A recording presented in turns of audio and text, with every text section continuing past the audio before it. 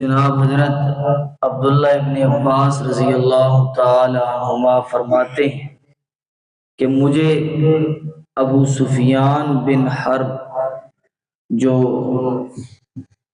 مشرکین مکہ کے پہلے کمانڈر تھے اور بعد میں اللہ تعالیٰ نے انہیں اسلام کی دولت سے مالا مال فرمایا، کہتے ہیں کہ مجھے انہوں نے بیان کیا آمنے سامنے، یعنی کوئی واسطہ نہیں ہے، مجھے خود ابو سفیان نے یہ بات بیان کی ہے۔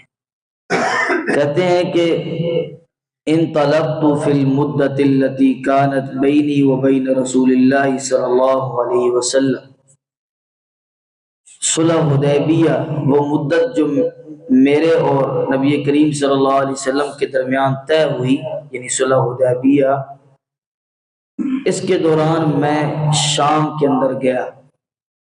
جب میں شام میں تھا تجارت کی غرض سے، تو اسی دوران نبی کریم صلی اللہ علیہ وسلم کا خط ہرقل جو روم کا بادشاہ تھا، جسے قیصر روم کہا جاتا تھا، جس کا لقب تھا، تو اس کے پاس نبی کریم صلی اللہ علیہ وسلم کا خط پہنچا۔ جو بھی بادشاہ بنتا تو وہ لوگ اس کو ہرقل کہتے تھے، قیصر کہتے تھے، جیسے ہمارے یہاں صدر اور وزیر اعظم کو۔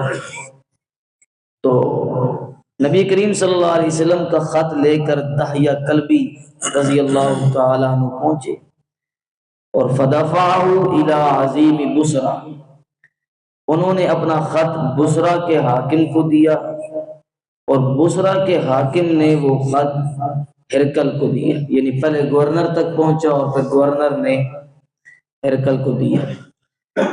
اب جب ہرقل نے وہ خط پڑھا، اس کے بعد کہنے لگا کہ هل هنا احد من قوم هذا الرجل الذي يزعم انه نبي، کہ وہ جو شخص جو یہ دعویٰ کر رہے ہیں کہ وہ اللہ کے نبی ہیں، تو ان کی قوم کا کوئی بندہ یہاں موجود ہے اس علاقے میں؟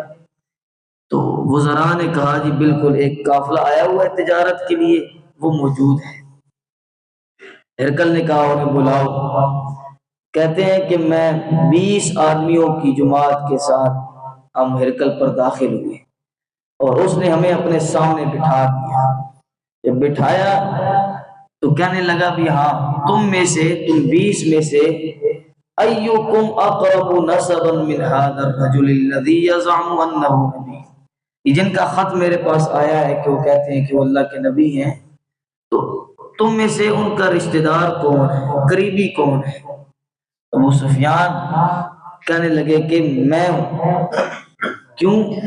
کیونکہ ابو سفیان بھی قریشی ہے اور نبی کریم صلی اللہ علیہ وسلم بھی قریشی۔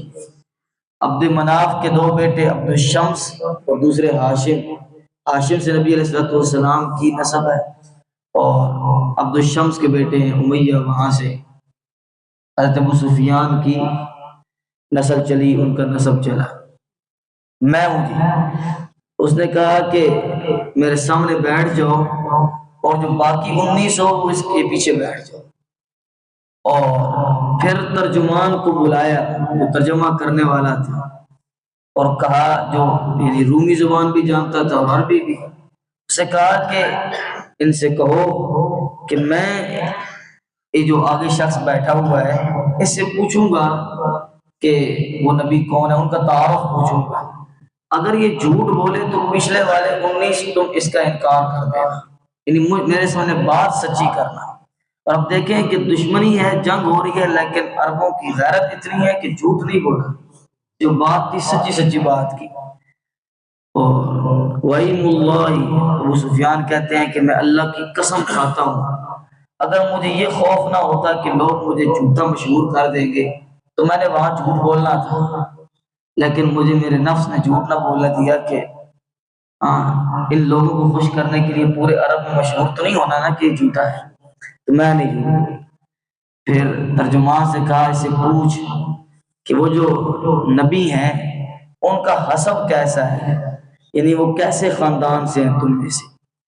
ابو سفیان کہنے لگے، میں نے کہا هو فینا ذو حسب، وہ ہمارے اندر بڑے اعلیٰ حسب والے ہیں، یعنی خاندان ان کا بڑا اعلیٰ و بڑا شریف. لقد جاءکم رسول من، ایک قرات ہم پڑھتے ہیں انفسکم، ایک قرات ہے عبداللہ ابن عباس سے لقد جاءکم رسول من انفسکم، ہم نے تمہارے اندر رسول بھیجا تم میں سب سے اعلیٰ نسب کا، اعلیٰ خاندان کا رسول بھیجا.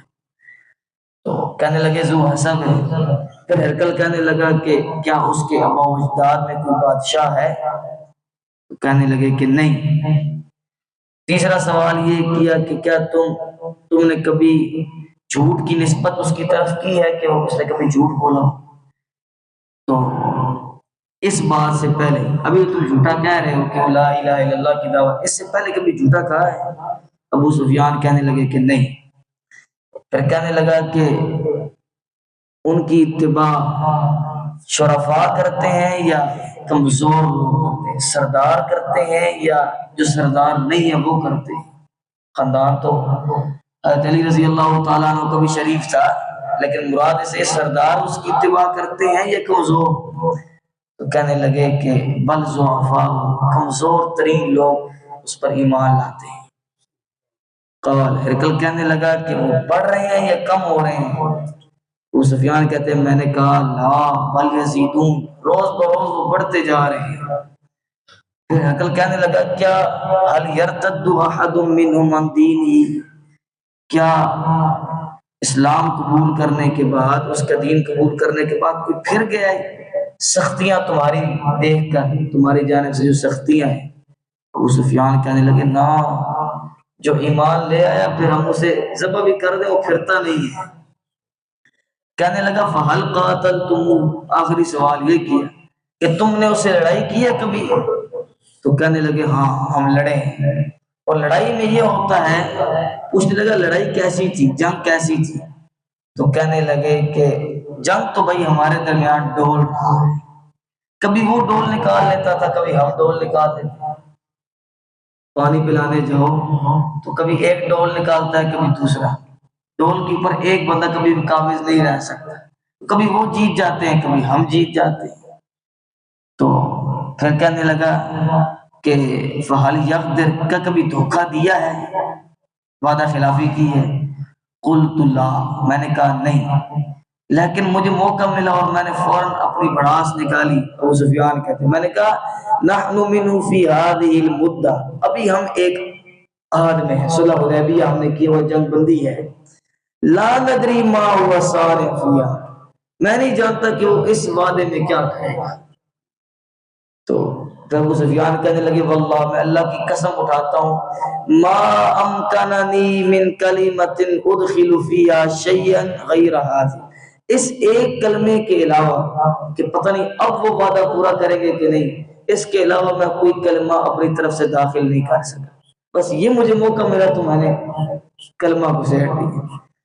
اور پھر وہ کہنے لگا کہ فَهَلْ قَالَ هَذَا الْقَوْلَ أَحَدٌ قَبْلَ، کہ یہ جو لا الہ الا اللہ والی بات ہے یہ ان سے پہلے کسی نے تم میں کہی ہے؟ تو وہ سفیان کہنے لگے کہ نہیں، ہم میں سے نہیں کہی. یہ اس نے سوالات کی اور ان سوالات کے وہ جواب دے گا اور حدیث طویل ہو جائے گی، اس لیے ہم یہ جوابات کل سماعت فرمائیں گے. اللہ تعالیٰ ہمیں کرنے کی توفیق